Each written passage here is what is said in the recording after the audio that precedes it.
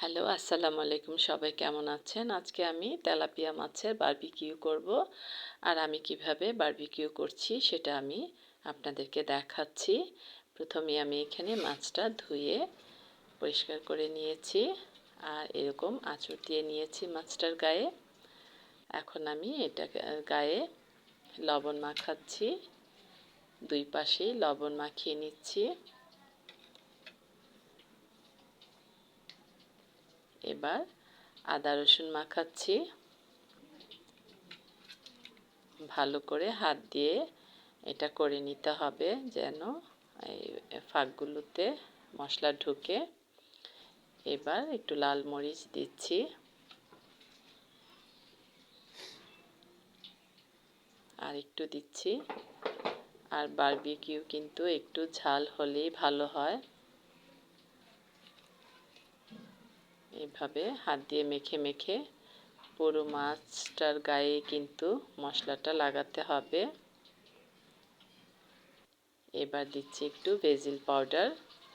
এবার পাউডারটা দেওয়ার ফলে কিন্তু অন্যরকম একটা টেস্ট আসে, একটা মজার ফ্লেভার আসে। তাই আমি চেষ্টা করি মাংসে এবং মাছে একটু বেজিল পাউডার দিতে। আর এখানে দিচ্ছি শানের বারবিকিউ মশলা। শানের মশলাটা কিন্তু খুবই ভালো। এখন ভালো করেই মাখিয়ে নিচ্ছি। আর আমি এটা করব ফয়েল পেপারে মুড়িয়ে। দুই পাশে কিন্তু ভালো করে মাখানো হয়ে গিয়েছে। ব্যাস, এবার আমি এটাকে ফয়েল পেপারে ফোল্ড করে নিব। আর এটা আমি ফয়েল পেপারেই কিন্তু করব। এখন সামান্য উপর দিয়ে টমেটো সস দিয়ে দিচ্ছি। এই পাশ ওপাশ দুই পাশেই আমি টমেটো সসটা লাগিয়ে তারপর ফয়েল পেপারটা কিন্তু ফোল্ড করে ঘন্টাখানেক ম্যারিনেট করে নিব। এখন আমি ফোল্ড করে নিচ্ছি।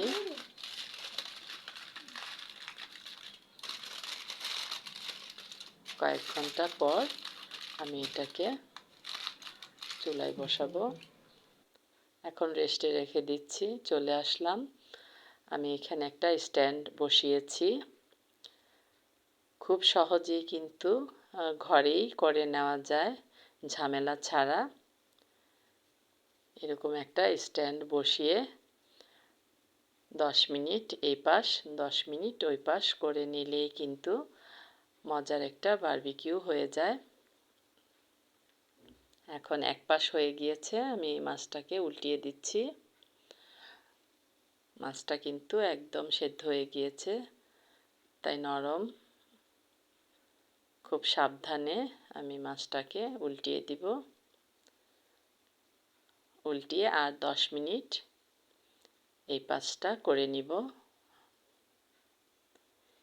এইভাবে কিন্তু বাচ্চাদের বাসায় বারবিকিউ করে দিতে পারেন, খুব একটা সময়ও কিন্তু লাগে না। এবার হয়ে গেল দুনো পাশেই।